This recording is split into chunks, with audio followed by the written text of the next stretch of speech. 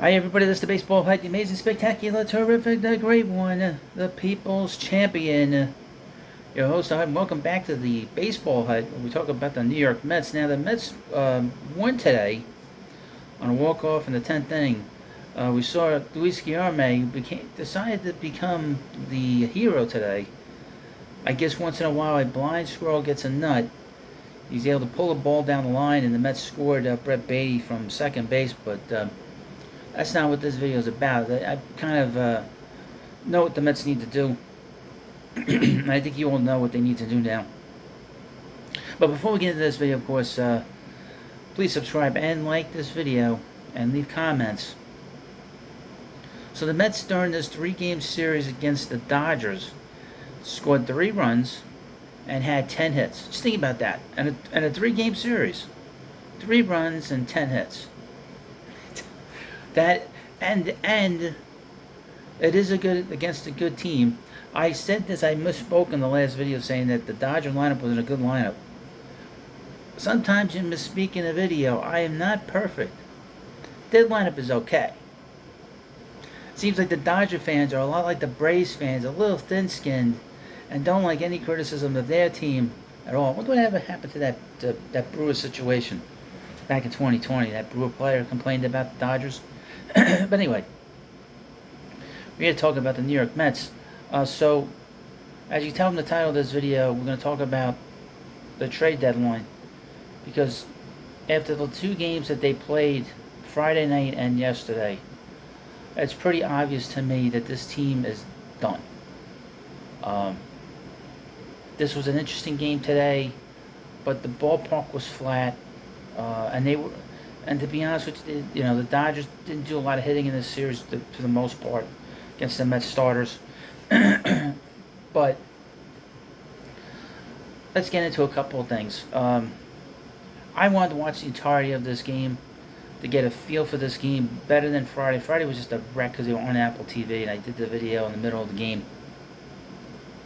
And yesterday's game was just so totally out of it myself.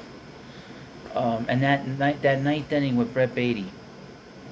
We'll get into that in a moment, but this was not a great series for the Mets. And I mean, they came out flat on Friday. The Boo Birds were out yesterday, and they were out Friday. And there was absolutely no electricity in that ballpark this evening. Now Scherzer pitched really well. He got rid of that slider. He was throwing his cutter more. Good idea, Max. That's smart. That's smart. It's a good way to get your value up and get you out of here. But this team is not good. It's not a good team, and I actually did a short on it about this ninth inning. Now, I have been sort of critical about Brett Beatty. I've not been impressed with him, really, from the beginning. Well, not so much the beginning, but really over the last few months, having watched him now play on a regular basis. His defense is average at best. He has not really produced in a big spot offensively at all. And this situation that happened on Saturday is just, they feel bad for him, because he looks pretty good catching pop-ups. But you knew that was he was in trouble, because now they didn't show it on the replay. But on the replay, he's obviously in fair territory. He goes into foul territory, and then he has to go back. Once he went back on that ball, you knew he was in trouble because he already covered the ground from fair territory to foul territory. Then he had to come back around I don't know how the hell he did it. He came right back around the third base, and then just sort of staggered his way back onto the dirt. Now, all this is going on, Francisco Lindor was standing there like a potted plant.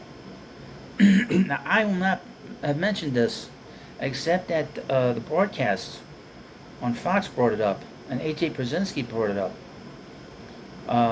He went after him pretty good. He blamed Lindor for not showing some direction for the young guy. I mean, And I started thinking about that today. It's like, he's right.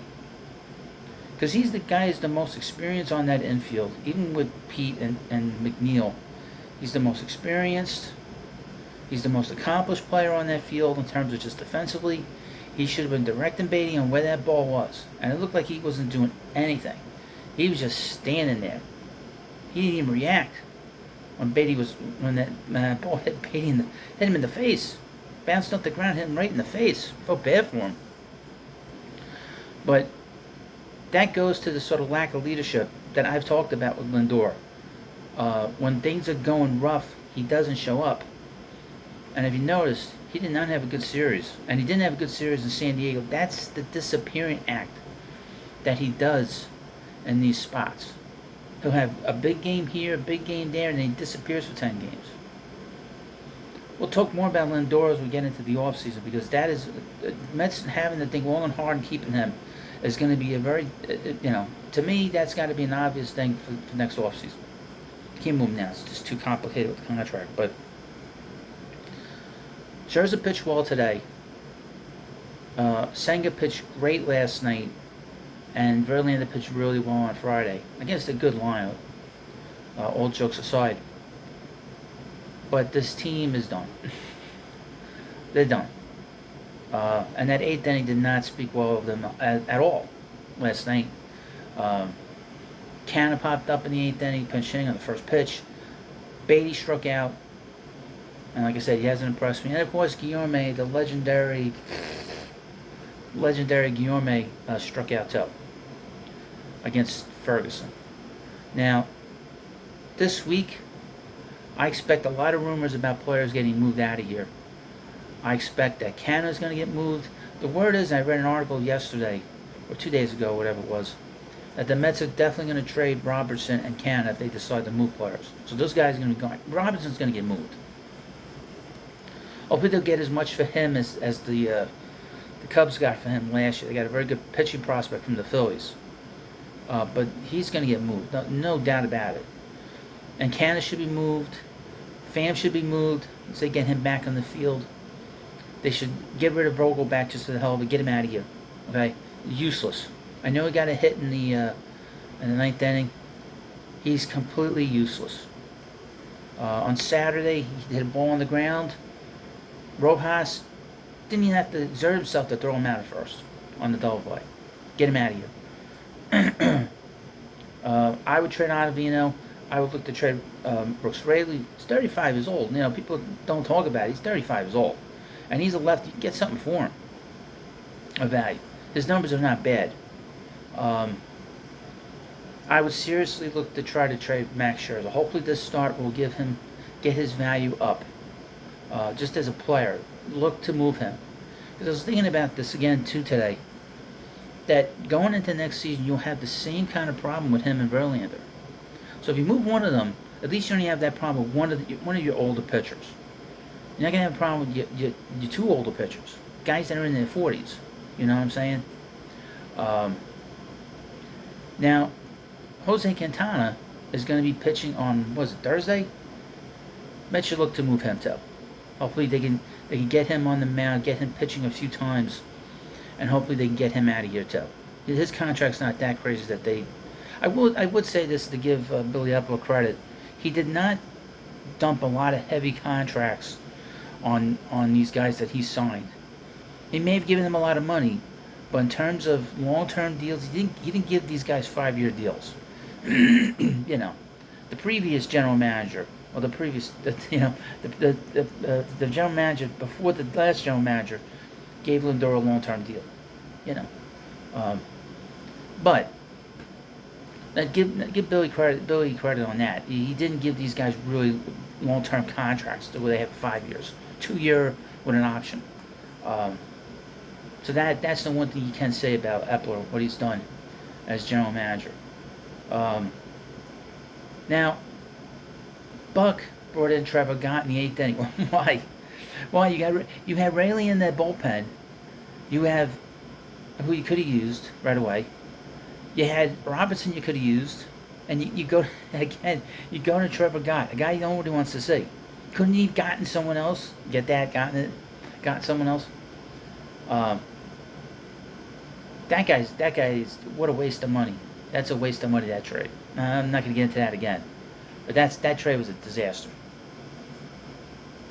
Um, but I want to see Mauricio here now. I want to see Vientos here now. I want to see some guys that are not only, these guys might be hungry, but they can't play anymore. They're older guys.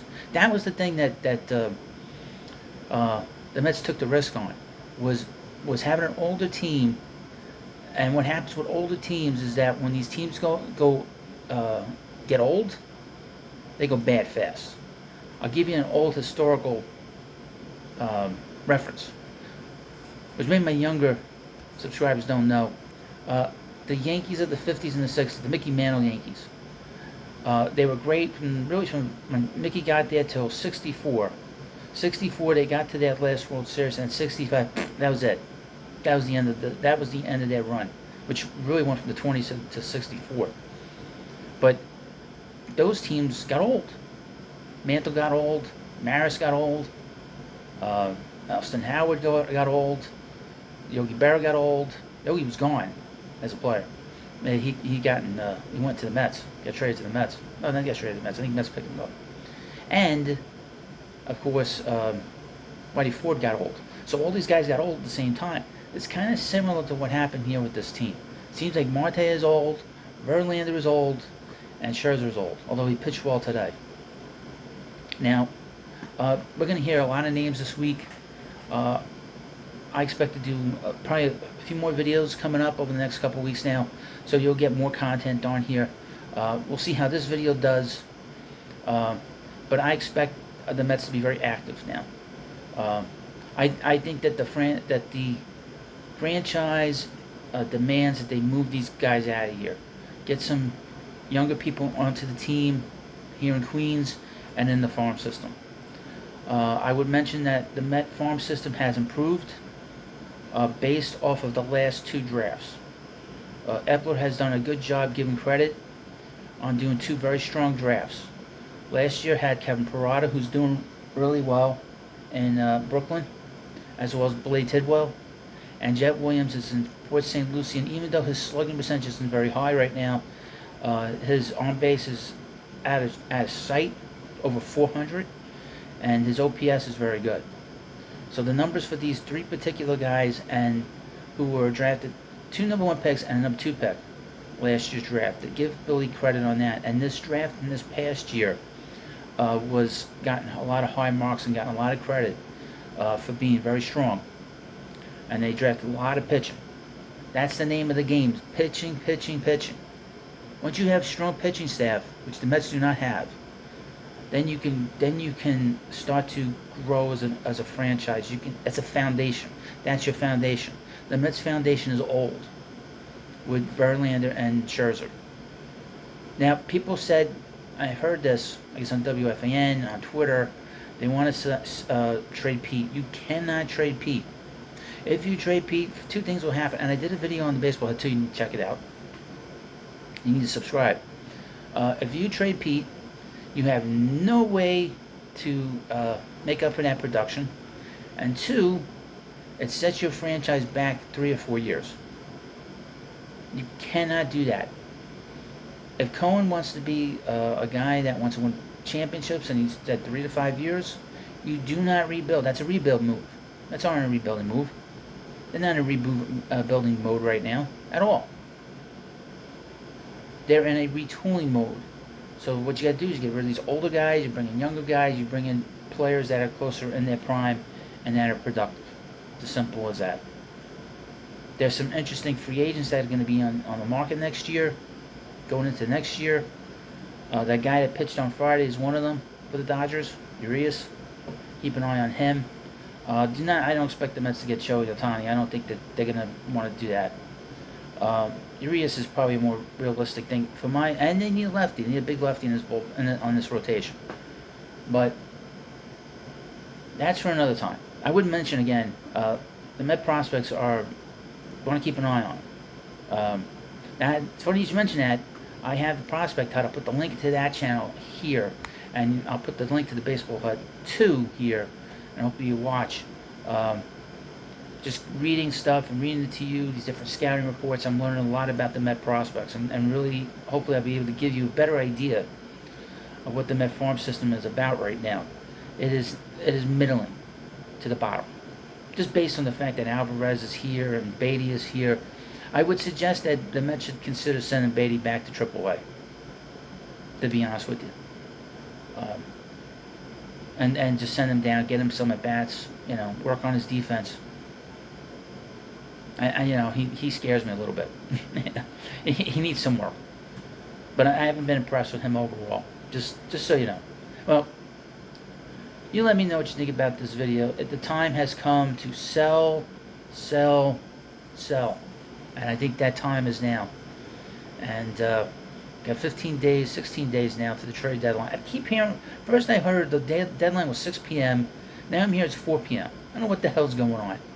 You let me know in the comment section, what time is it? What time is that trade deadline? 4 o'clock or 6 o'clock? Thank you for watching this video. Please subscribe to the Baseball Hut. I'll see you later.